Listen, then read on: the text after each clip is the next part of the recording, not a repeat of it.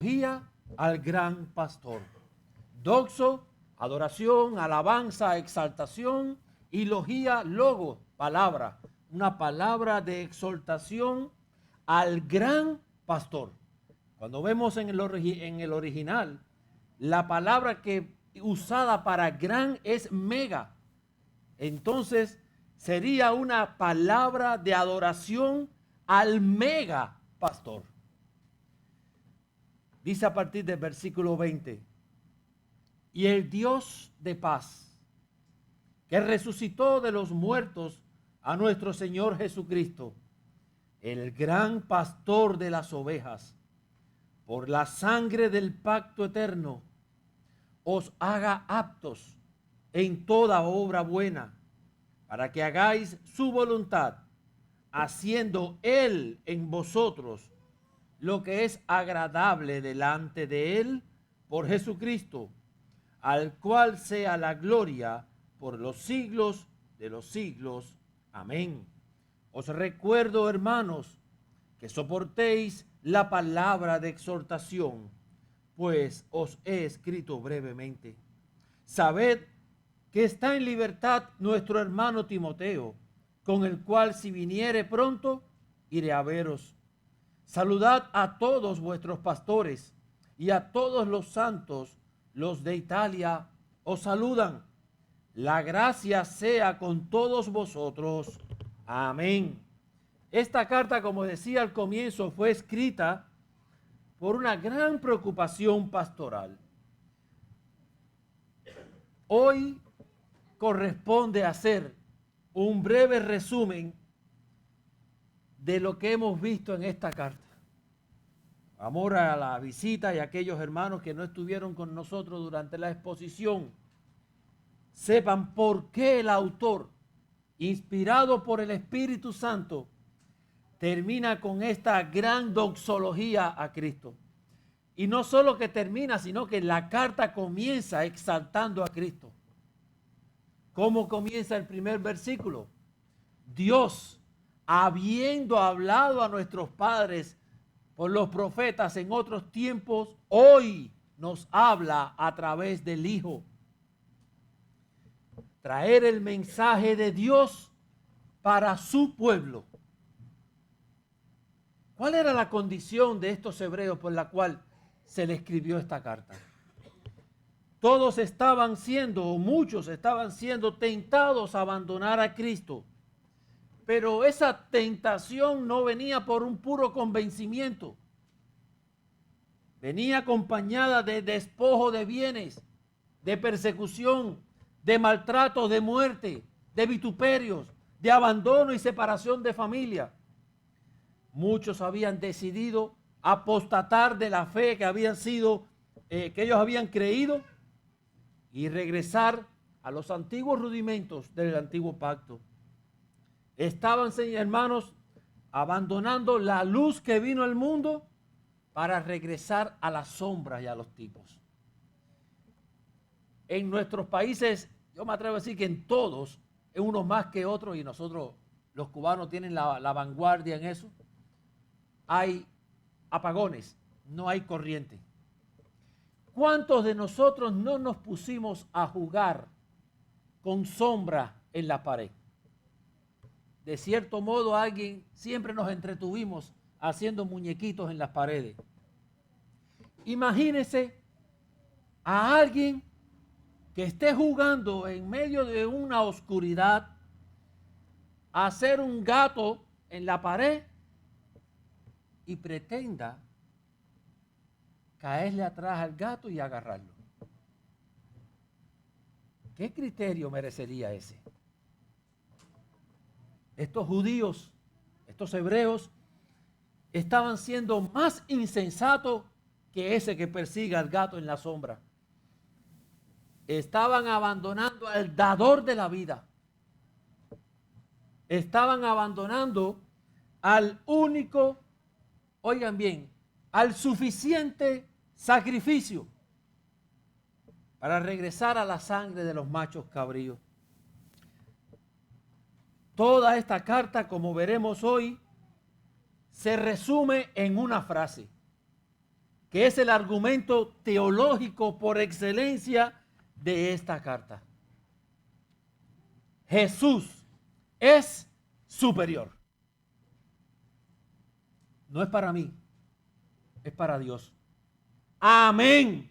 Jesús es superior a todo lo que pasa en nuestras vidas.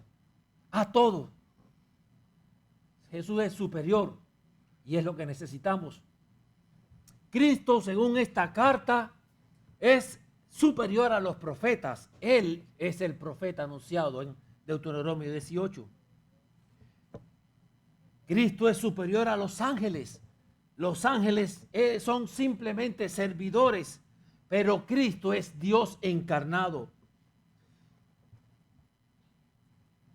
Versículo 6 del capítulo 1. Dios exalta, grandemente a Cristo Jesús. Porque a cuál de los ángeles se le dijo jamás, tu hijo, mi hijo eres tú.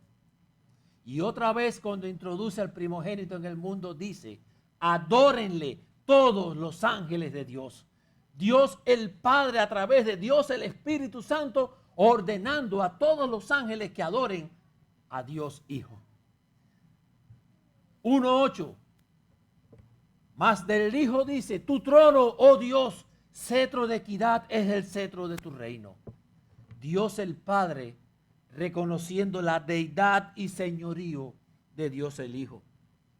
Fuimos exaltados a escuchar y retener la palabra enseñada. Porque si la palabra dada por medio de los ángeles fue firme, cuánto más la dada por su Hijo amado. Vimos que Moisés fue siervo fiel en la casa de Dios. Pero Cristo es el Hijo sobre la casa de Dios. Él es el que edificó la casa de Dios. Josué llevó al pueblo a la Canaán prometida, a la Canaán terrenal. Pero Cristo es nuestro reposo, es el único camino al descanso y gozo eterno. Vimos el sacrificio o el servicio sacerdocio, el sacerdocio levítico. Vimos que era débil, temporal, que los sacerdotes tenían que estar continuamente haciendo sacrificios. ¿Por qué? Porque esos sacrificios no eran para quitar el pecado, sino para aplacar un poco la ira de Dios, para que no fueran consumidos. Pero el sacerdote eterno, el real, según el orden de Melquisedec, Cristo Jesús, Dios encarnado, es el gran sumo y misericordioso sacerdote. Vimos también que el antiguo pacto y todos los rudimentos eran sombra de aquel pacto nuevo que vendría a ser instaurado mediante el sacrificio perfecto de Cristo Jesús. Vimos que Cristo Jesús era superior a los sacerdotes, a los profetas, a los reyes.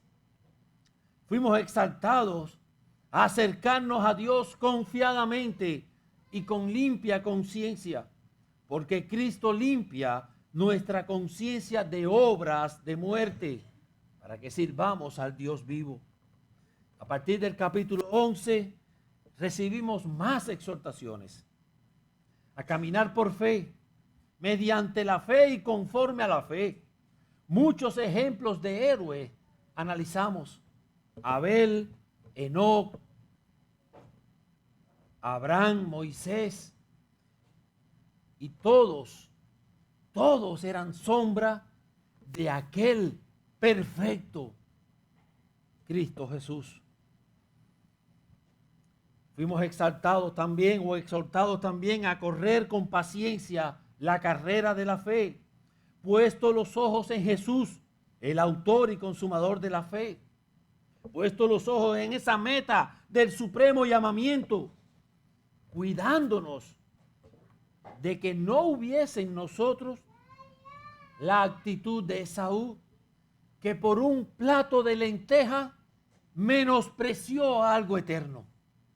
Hermanos, tú y yo muchas veces hemos sido tentados a abandonar lo eterno a despreciar lo eterno por algo pasajero. Debemos tener cuenta y cuidado cuál es nuestro plato de lenteja. En el capítulo 13 fuimos exhortados a mantener el amor fraternal, la empatía con los demás, la santidad matrimonial, a valorar, analizar, escudriñar cuál fue la actitud de los pastores que nos enseñaron la palabra del Señor e imitar su fe. También fuimos exhortados a mantener, cuidando con celo las doctrinas. Y ahora encontramos una de las más grandes bendiciones, las más grandiosas que hay en las Escrituras, y principalmente los versículos 20 y 21. Deberíamos, hermanos, hacer una oración de estos dos versículos permanente para nosotros. Y el Dios de paz, que resucitó de los muertos a nuestro Señor Jesucristo, el gran pastor de las ovejas, por la sangre del pacto eterno, os haga aptos en toda obra buena, para que hagáis su voluntad, haciendo Él en vosotros lo que es agradable delante de Él, por Jesucristo, al cual sea la gloria por los siglos de los siglos. Amén.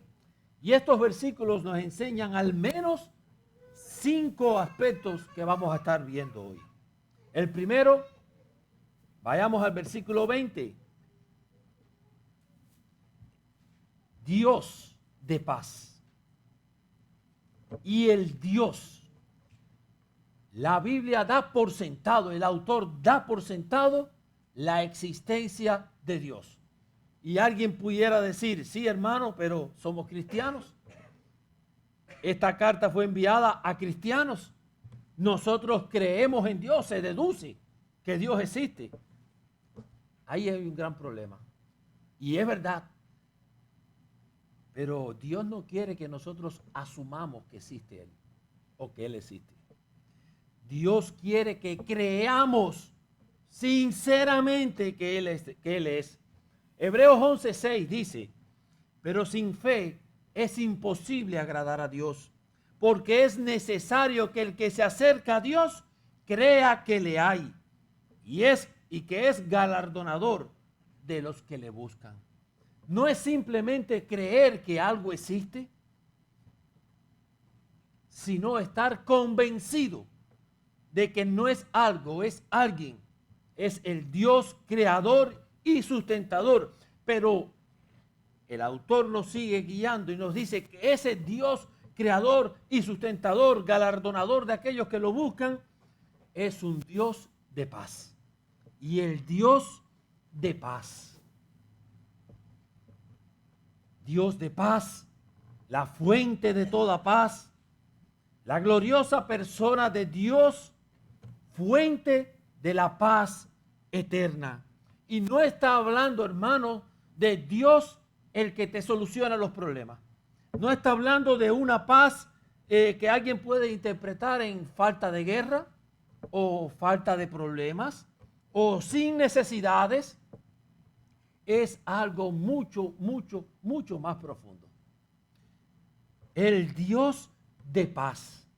El Dios ofendido que quiso hacer la paz contigo y conmigo, enviando a su Hijo a morir en una cruz. ¿Cuál fue el mensaje que trajeron los ángeles en el anuncio del nacimiento de Cristo? Es el primer villancito de Navidad. Como dijeron los ángeles. Gloria a Dios en las alturas y en la tierra paz y buena voluntad. Pero no termina ahí.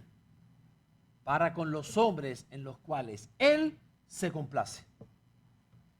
Ojo, paz y buena voluntad para con los hombres en los que Él se complace.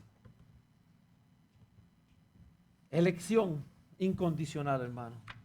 Ese Dios de paz ha decidido la reconciliación con nosotros. Hermano, ¿te has puesto a analizar que Dios no nos necesita. Que esta reconciliación y esta paz ha sido por iniciativa de Dios. Que si no fuese por esa iniciativa y Él no nos hubiese consumido todavía, hoy estuviéramos nosotros perdidos en el mundo con un destino atroz. Colosenses 1:20 dice, y por medio de Él, de Jesucristo, reconciliar consigo todas las cosas, así las que están en la tierra como las que están en los cielos, haciendo la paz mediante la sangre de su cruz. Qué alivio haber pasado de hijos de ira a hijos de Dios. Qué gran alivio saber que el Dios sustentador y creador de todo, el temible, el gran yo soy, ya no es mi enemigo. Ahora es mi Padre. Pero ¿a qué precio? Y por medio de Él reconciliar consigo todas las cosas, así las que están en la tierra como las que están en los cielos, haciendo la paz mediante la sangre de su cruz. ¿Cuál era el contexto de los hebreos? Huyendo de Cristo, huyendo de la vida eterna para hacerse de lo terrenal. Huyendo de aquel que hizo la paz para con ellos por tratar de estar en paz con un mortal que lo estaba persiguiendo. Esto era algo apropiado y consolador en este momento para la iglesia de los hebreos. Estaban siendo perseguidos y estaban abandonando al único que los podía librar. A ese ángel de Jehová que acampa alrededor de los que le temen y los defiende. Juan 14:27, Cristo nos da una porción que debe ser reconfortadora para todos nosotros, que en cierto momento de nuestras vidas hemos estado en tribulación, en preocupación, en pruebas, donde vemos o tratamos de mirar y no vemos salida y oscuridad. Juan 14:27 dice, la paz os dejo, mi paz os doy. Yo no la doy como el mundo la da. No se turbe vuestro corazón ni tengan miedo. ¿Cómo fue que Cristo dio esa paz?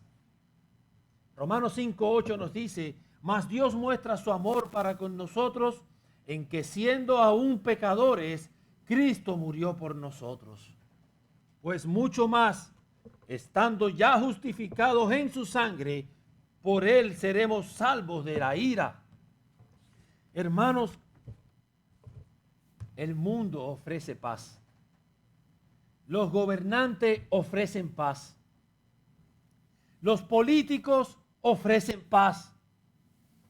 Pero el único que en realidad la da es Cristo Jesús.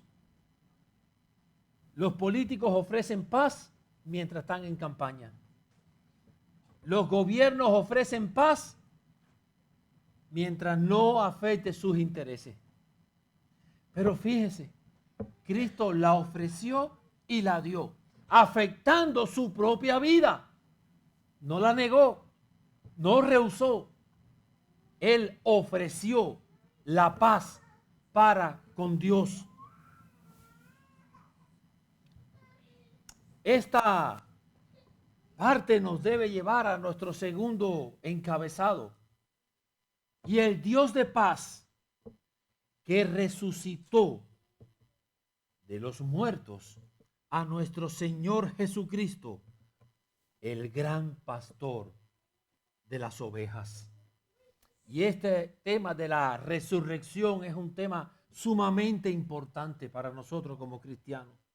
Hoy en el tiempo de ayuno estuvimos hablando sobre la resurrección. Fue precisamente por la resurrección de Cristo que pocos años después, fíjese, Cristo dice, mi paz os dejo, mi paz os doy. No se turbe vuestro corazón ni tengan miedo. fue por esa misma resurrección que años después de esta carta a los hebreos, recibir esta iglesia a los hebreos, recibir esta carta, recibieron la mayor persecución de la historia, de cual no ha habido ni habrá otra igual. La abominación desoladora. La resurrección de Cristo nos trajo a nosotros vida eterna. La muerte en la cruz fue para pagar nuestros pecados. La resurrección fue la garantía de que el Padre aceptó ese sacrificio para nosotros. Pero al Cristo resucitar, al exhibir públicamente derrotado a todas las huestes de maldad, ya el César no era el Señor. Cristo Jesús es el Señor. Es por eso que Pablo le dice a los romanos: si confesares con tu boca que Jesucristo es el Señor y creyeres en tu corazón que Dios lo levantó de los muertos, serás salvo. Cristo Jesús es el Señor, y por esa verdad el imperio romano levantó la mayor persecución contra los cristianos. Qué gloriosa provisión de Dios al resucitar a nuestro Señor, anunciando que ahora tenemos libre acceso al trono de la gracia. La cruz de Cristo es la solución a nuestra vieja naturaleza, pero la resurrección de Cristo es la fuente de nuestra nueva naturaleza. Y esta resurrección no fue un plan B. Esta resurrección fue anunciada muchas veces desde el Antiguo Testamento. Salmos 16:10 dice: porque no dejarás mi alma en el Seol, ni permitirás que tu santo vea corrupción. Isaías 53:10 dice: con todo eso, Jehová quiso quebrantarlo, sujetándolo a padecimiento. Cuando haya puesto su vida en expiación por el pecado, verá linaje, vivirá por largos días, y la voluntad de Jehová será en su mano prosperada. Verá el fruto de la aflicción de su alma y quedará satisfecho.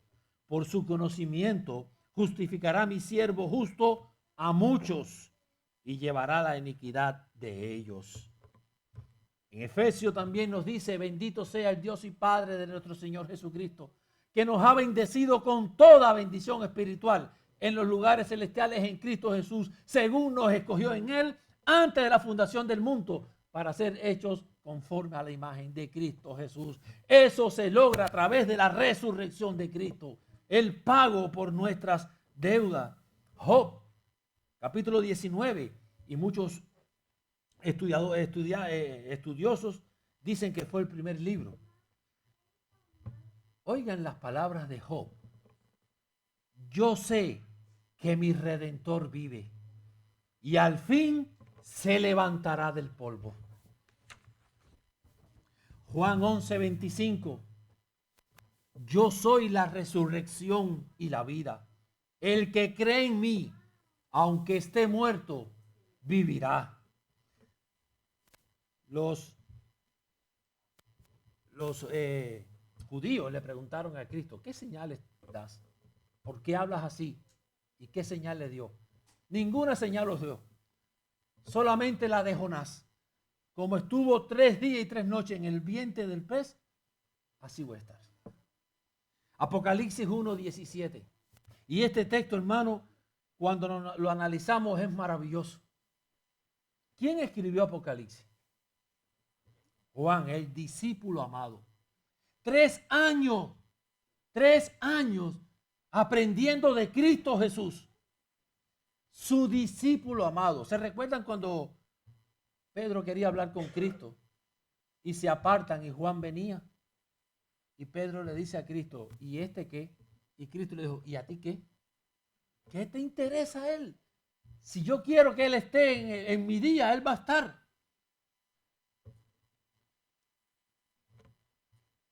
Juan, uno de los 12 que estaba en el aposento alto cuando Cristo resucitó, y le dijo: pasa a vosotros. Lo vio resucitado. Lo vio muerto en la cruz, lo vio en el sepulcro, lo vio resucitado, lo vio ascender a los cielos. Ahora miren en Apocalipsis 1:17. Cuando le vi, caí como muerto a sus pies. Y él puso su diestra sobre mí diciéndome, no temas, yo soy el primero y el último, y el que vivo y estuve muerto, mas he aquí vivo por los siglos de los siglos. Amén. Y tengo la llave de la muerte y del Hades. ¿Cómo sería, hermanos, ver a Cristo resucitado? Que Juan, su discípulo amado, el que recostaba su rostro, se desvaneció. Romanos 4:25 nos dice, el cual fue entregado por nuestras transgresiones y resucitado para nuestra justificación. ¿Será importante la resurrección de Cristo? Hermano, si Cristo no hubiese resucitado, el cristianismo nacería muerto. Hoy no existiese el cristianismo. Pero por cuanto Él resucitó, tú y yo viviremos y resucitaremos juntamente con Él. A Él sea la gloria por los siglos de los siglos. Amén. Y por cuanto Él vive, las puertas del Hades no prevalecerán contra la iglesia. Porque Él es el que la cuida. Primera de Pedro 1:3. Bendito el Dios y Padre de nuestro Señor Jesucristo, que según su grande misericordia nos hizo renacer para una esperanza viva. ¿Por qué? Por la resurrección de Jesucristo de los muertos. Esa resurrección es la que nos ha hecho nosotros renacer para una esperanza viva. Por cuanto Cristo vive, tú no eres una oveja sin pastor. Por cuanto Cristo vive, el gran pastor aún pastorea tu vida. Salmos 23, que hoy el hermano Javier nos expuso. El Señor es mi pastor. Nada me faltará. Hoy, el Cristo resucitado, después de más de 2000 años, aún sigue alimentándote, aún sigue pastoreándote, aún sigue llevándote a aguas de reposo, aún sigue llevándote a valles para que comas, aún sigue ungiendo tu cabeza, aún sigue preparando mesas delante de nuestros enemigos. Mi Redentor vive, como dijo Job. Juan 10, del 14 al 18, búsquelo por favor, para ver qué nos dice el Nuevo Testamento sobre el gran pastor. Juan 10, 14 al 18. Yo soy el buen pastor y conozco mis ovejas y las mías me conocen, así como el Padre me conoce y yo conozco al Padre y pongo mi vida por las ovejas. ¿Cómo tú debes conocer a Cristo? Como mismo Él conoce al Padre y el Padre lo conoce a Él. También tengo otras ovejas que no son de este redil. Aquellas también debo traer y oirán mi voz y habrá un rebaño y un pastor. Por eso me ama el Padre, porque yo pongo mi vida para volverla a tomar. Nadie me la quita, sino que yo de mí mismo la pongo. Tengo el poder de ponerla y tengo el poder para volverla a tomar. Este mandamiento recibí de mi Padre. ¿Qué mandamiento? ¿Qué mandamiento recibió Cristo del Padre? Poner su vida por sus ovejas.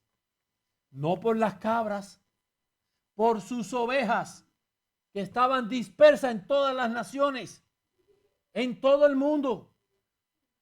Por eso Juan 3:16 dice, porque de tal manera amó Dios al mundo, que ha dado a su Hijo unigénito para que todo aquel que en Él cree no se pierda, mas tenga vida eterna. Y este versículo 18 dice, este mandamiento recibí de mi Padre. Ya vemos el mandamiento, morir por las ovejas. ¿Cuándo Cristo recibió ese mandamiento? ¿Cuándo fue que Cristo recibió el mandamiento? Sigamos en el versículo 20. Y el Dios de paz, que resucitó de los muertos a nuestro Señor Jesucristo, el gran pastor de las ovejas, por la sangre del pacto eterno. Hubo un pacto en el cual Cristo fue encomendado como apóstol para venir a morir por las ovejas. Ese pacto es el pacto salutis, el pacto de redención, el pacto intratrinitario, hecho antes de la fundación del mundo, antes que todo existiese. Ya Dios tenía su pueblo y el modo de salvar a su pueblo. Hermano, tu salvación y la mía no es una mera casualidad. Tu salvación y la mía no se trata de cuán inteligentes somos o gracias a aquel problema que yo estaba buscando a Cristo y vine. No, tú y yo estuvimos en la mente de Dios antes de la fundación del mundo. Cuando Dios decidió entregarle al Hijo todos aquellos que deberían ser salvos. Tito 1:2 dice, en la esperanza de la vida eterna, la cual Dios, que no miente, prometió desde antes del principio de los siglos. ¿Cuándo fue que Dios prometió tu salvación? ¿El día que creíste? No. ¿Cuando te bautizaste? ¿Cuando pediste la membresía? No. Antes de la fundación del mundo. Cuando los profetas hablaban del nuevo pacto, lo llamaban el pacto eterno. Fíjense en Isaías 53:3. Inclinad vuestros oídos, venid a mí y oíd, y vivirá vuestra alma, y haré con vosotros pacto eterno, las misericordias firmes a David. Pacto eterno. ¿Se recuerdan cuando Dios ordena, perdón, cuando Dios ordena a Abraham a partir un animal? Eso era un pacto que se hacía entre dos personas y pasaban diciendo, Dios me haga así si no cumplo. Bueno, Dios fue el que pasó por dentro del animal. Dios juró por sí mismo, no habiendo nadie mayor. Ese es el pacto eterno. Jeremías 31 nos anunció ese pacto desde el Antiguo Testamento. He aquí que viene día, dice Jehová, en los cuales haré nuevo pacto con la casa de Israel y con la casa de Judá. No como el pacto que hice con sus padres el día que tomé de su mano para sacarlo de la tierra de Egipto, porque ellos invalidaron mi pacto, aunque fui yo un marido para ellos, dice Jehová. Pero esto es el pacto que haré con la casa de Israel. Después de aquellos días, dice Jehová, daré mi ley en su mente y la escribiré en su corazón. Y yo seré a ellos por Dios, y ellos me serán por pueblo. Él dará, Él hará, nosotros seremos.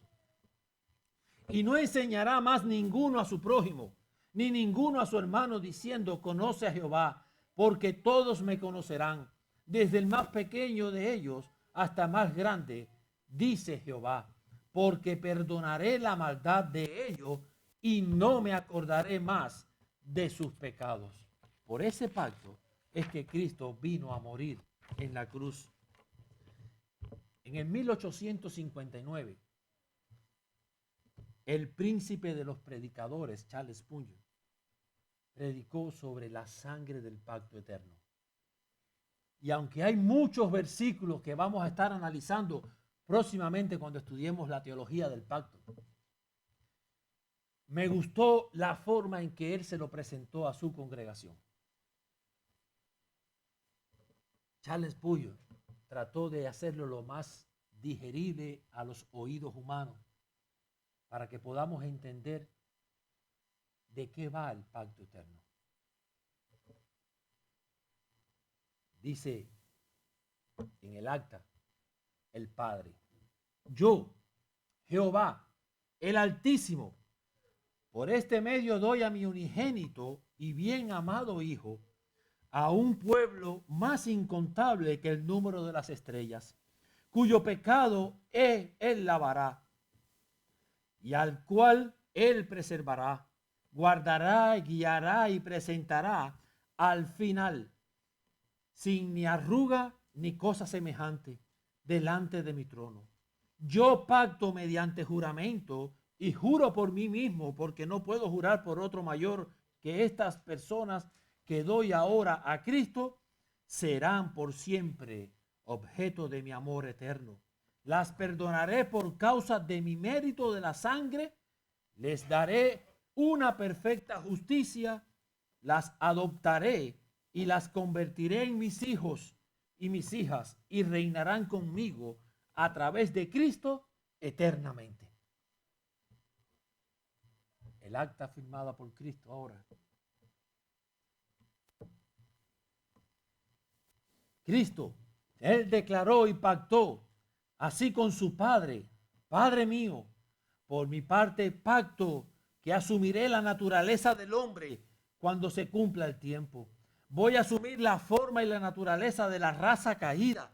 Voy a vivir en su desventurado mundo y voy a guardar perfectamente la ley a nombre de mi pueblo. Voy a obrar una justicia sin mancha que habrá de ser aceptable para las exigencias de tu justicia y santa ley. A su debido tiempo voy a cargar con los pecados de todo mi pueblo. Tú vas a exigir de mí el pago de sus deudas. Yo soportaré el castigo de tu paz. Por mis llagas serán curados. Padre mío, yo pacto y prometo que seré obediente hasta la muerte y muerte de cruz. Yo engrandeceré tu ley y la honraré. Yo voy a sufrir todo lo que ellos tenían que haber sufrido. Voy a soportar la maldición de tu ley, y todos los vasos de tu ira serán vaciados, derramados sobre mi cabeza. Luego voy a resucitar. Voy a ascender al cielo y voy a interceder por ellos a tu diestra. Voy a responsabilizarme por cada uno de ellos para que ninguno de lo que has dado se pierda jamás, sino que yo voy a llevar todas mis ovejas de las cuales por mi sangre tú me has constituido el pastor. Voy a llevar las salvas a ti, a cada una de ellas al final. Grandes promesas que son sí y amén en Cristo Jesús, porque Él las pagó con su preciosa sangre. Él nos ha redimido con su sangre, la sangre del pacto eterno, en contraste con el pacto anterior, que solo era temporal. El pacto es eterno porque ha suplido plenamente todos los requisitos de Dios. Y Dios Espíritu Santo también pacta. El Espíritu Santo también, como una de las excelsas partes contratantes de este lado del pacto, declaró: yo pacto por este medio, dice él, que todos aquellos que el Padre dio al Hijo, los voy a vivificar a su tiempo. Voy a mostrarles su necesidad de redención. Voy a suprimir en ellos toda esperanza infundada y voy a destruir sus refugios de mentira. Voy a llevarlos a la sangre de la aspersión. Voy a darle una fe mediante la cual esta sangre será aplicada a ellos. Voy a obrar en ellos toda gracia, voy a mantener viva su fe y voy a limpiarlos y voy a quitarle toda depravación y serán presentados al final sin mancha ni arruga.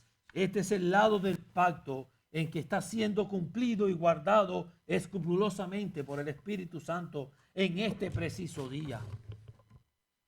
El pacto eterno, el cual los judíos, los hebreos, estaban abandonando para regresar al antiguo pacto, a la sombra. Y hoy nosotros podemos decir: qué insensatez para ser educado, qué insensatez.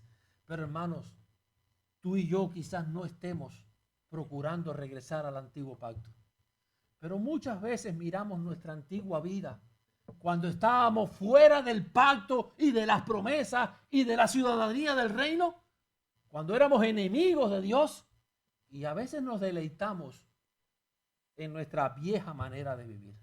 A veces, como Esaú, menospreciamos estas ricas bendiciones por un plato de lentejas o por algo menos provechoso que un plato de lentejas.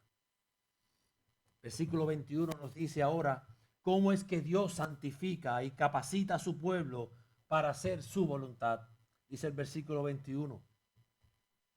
Os haga apto en toda obra buena, para que hagáis su voluntad, haciendo Él en vosotros lo que es agradable delante de Él por Jesucristo, al cual sea la gloria por los siglos de los siglos.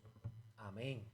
Agustín de Hipona dijo: Señor, dame lo que pides y pídeme lo que quieras.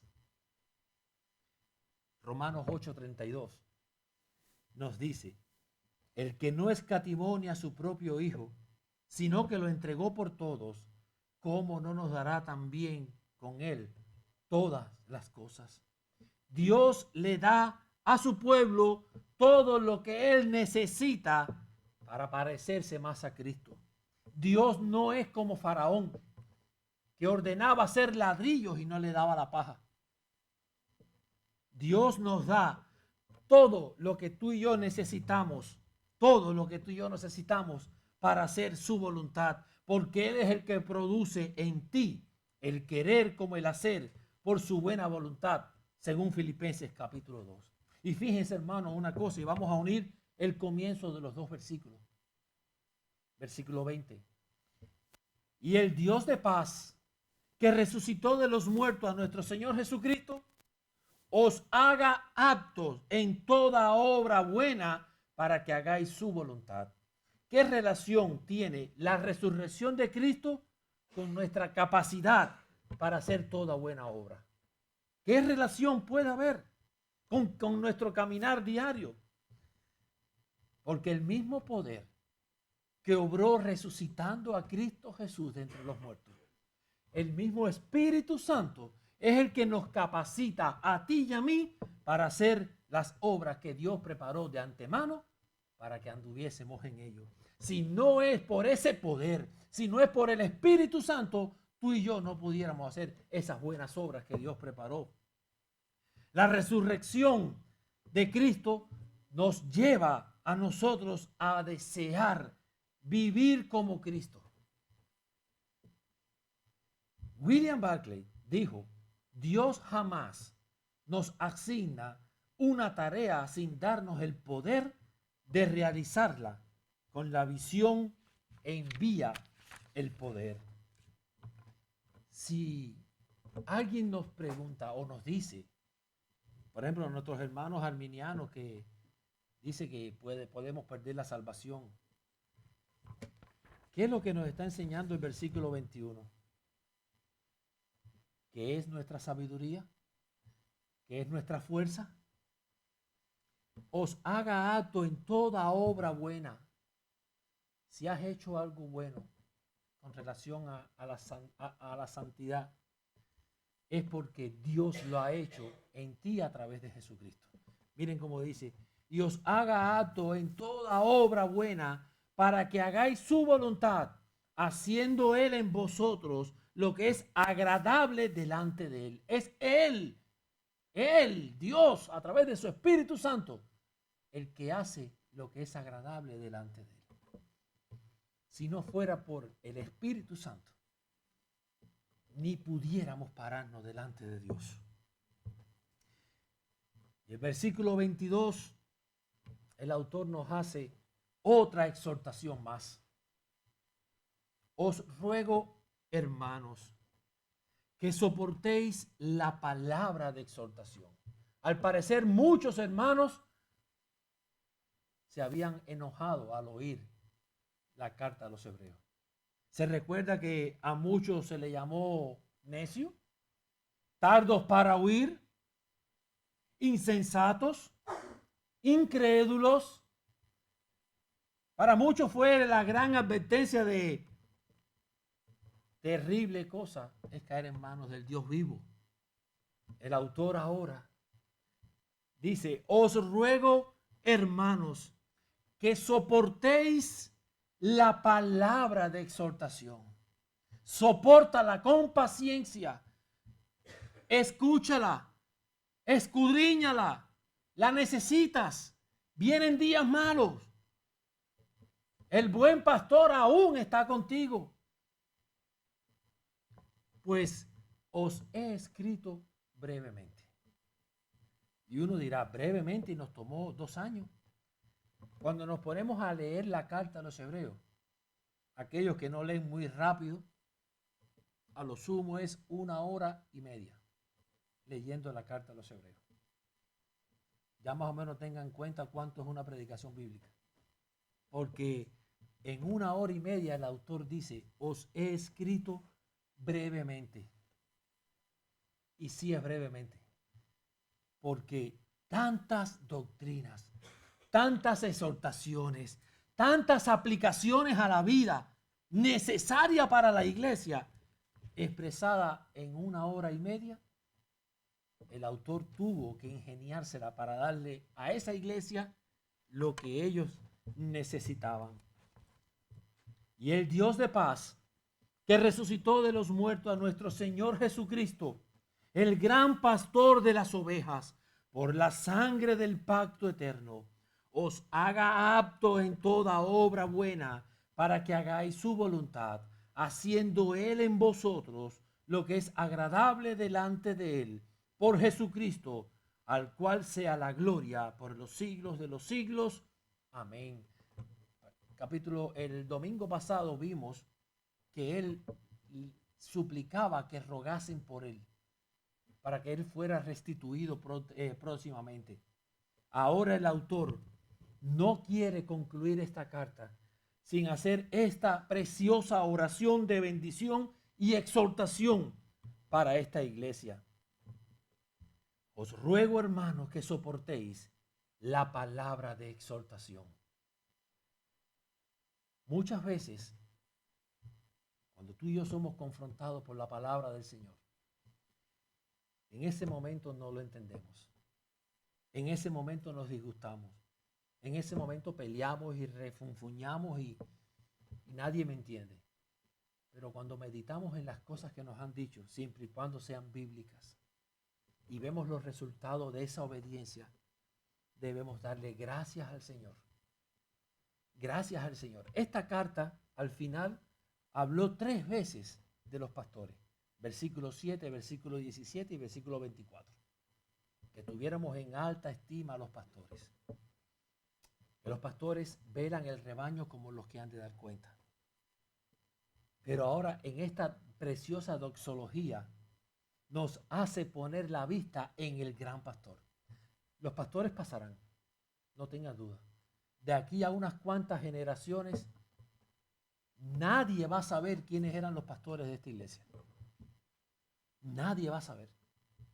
Pero si Cristo no ha venido por su pueblo, Él va a continuar siendo el gran pastor de esta iglesia. Es por eso que nosotros no creemos en pastores superiores, senior pastores, pastores encargados de todo. No, son simplemente siervos a los cuales el Señor le ha encomendado que guíen, alimenten con su palabra a la grey. Pero todos tenemos la exhortación de caminar, de correr esta carrera, puestos los ojos en Jesús, el autor y consumador de la fe, el gran pastor de las ovejas. La gracia sea con todos vosotros. Amén. Dios los bendiga. Vamos a orar.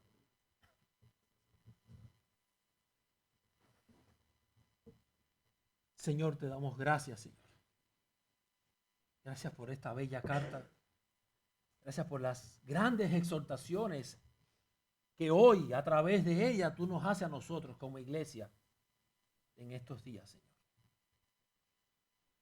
Oh Padre, no hay iglesia sin tardos para oír. No hay iglesia sin Esaú. No hay iglesia, Señor, sin personas que estén pensando apostatar, dudando, sin fe. Pero también, Señor, hay iglesia donde han sido redimidos por tu sangre, donde corren con la vista puesta en el galardón celestial, caminando en la vida como peregrinos, añorando la patria celestial, Señor. Ayúdanos, Señor, a ser de los que no retroceden para perdición, sino de los que perseveramos para vida eterna, guiados por el Espíritu Santo, Señor, porque tú eres el que provoca en nosotros el querer por el hacer, por tu buena voluntad. Ayúdanos, Señor, a ser ovejas, que nos dejamos guiar por el gran pastor, a confiar en Él, a saber que Él es el dueño de la iglesia. Él es el que provee, Él es el que sustenta, Él es el que cuida y Él es el que vendrá por nosotros. A Él sea la gloria por los siglos de los siglos. Amén.